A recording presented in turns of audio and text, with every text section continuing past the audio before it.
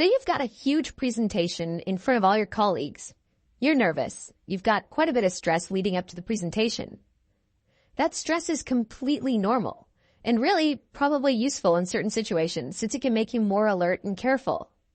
After the presentation's over, you feel the stress start to fade away, right?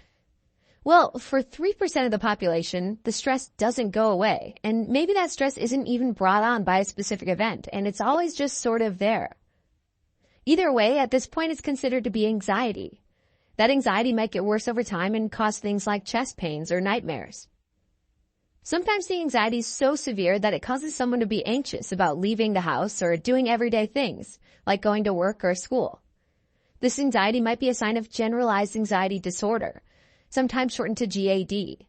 GAD is characterized by excessive, persistent, and unreasonable anxiety about everyday things like money, family, work, and relationships. Even sometimes the thought of getting through the day causes anxiety. If the anxiety is persistent, then it doesn't seem to go away. If it's excessive, it's usually more than someone else might feel. And if it's unreasonable, they probably shouldn't have a reason to feel anxious about it. People who have GAD might even understand that their anxieties are excessive and unreasonable, but they feel it's out of their control and don't quite know how to stop it. People with severe GAD might be completely debilitated and have trouble with the simplest daily activities, or they might be only mildly affected and might be able to function socially and hold down a job. Sometimes the feelings might worsen or improve over time.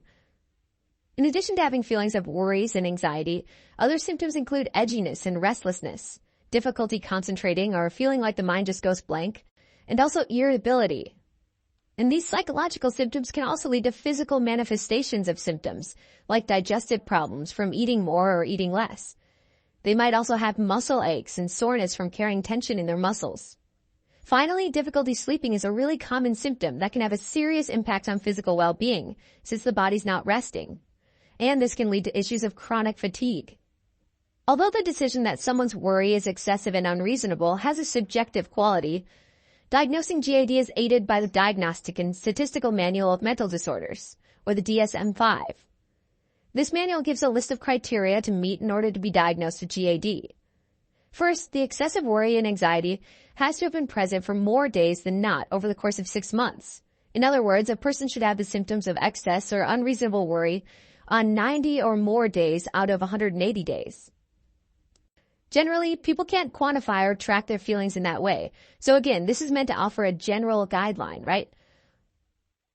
Okay, second, the person finds it hard to control their anxiety, meaning that they have a hard time calming themselves or self-soothing to help themselves regain control over their feelings. Third, an adult must have 3 or more of the symptoms listed previously. In children, though, typically defined as school age, so between 6 and about 18 years old, only 1 symptom is needed for the diagnosis of GAD. Another criteria is that the anxiety causes impairment in important daily activities like school or work. For example, they might miss deadlines or find it difficult to even go to work because of their symptoms. Fifth, the symptoms are not attributable to the physiologic effects of drugs or medication, or due to a medical condition like hyperthyroidism, which creates an excess of thyroid hormone, which can sometimes cause symptoms of anxiety and worry. Finally, their anxiety isn't better explained by another mental disorder, like social phobia or panic disorder. Just like a lot of other mental disorders, it's unclear exactly why some individuals develop generalized anxiety disorder, but it's thought to be a combination of genetic and environmental factors, as it seems to run in families. It also has been shown to be twice as prevalent in females than in males.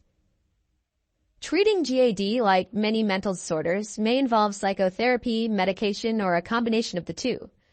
If it's psychotherapy, cognitive behavior therapy has been effective since it teaches the patient to think and behave in different ways and react differently to situations that would usually cause anxiety and worry. Medications like benzodiazepines or antidepressants might be prescribed as well. Benzodiazepines are a type of psychoactive drug that have a relaxing and calming effect. Antidepressants might also be prescribed, like selective serotonin reuptake inhibitors, or SSRIs, which regulate the serotonin levels in the brain and help elevate mood.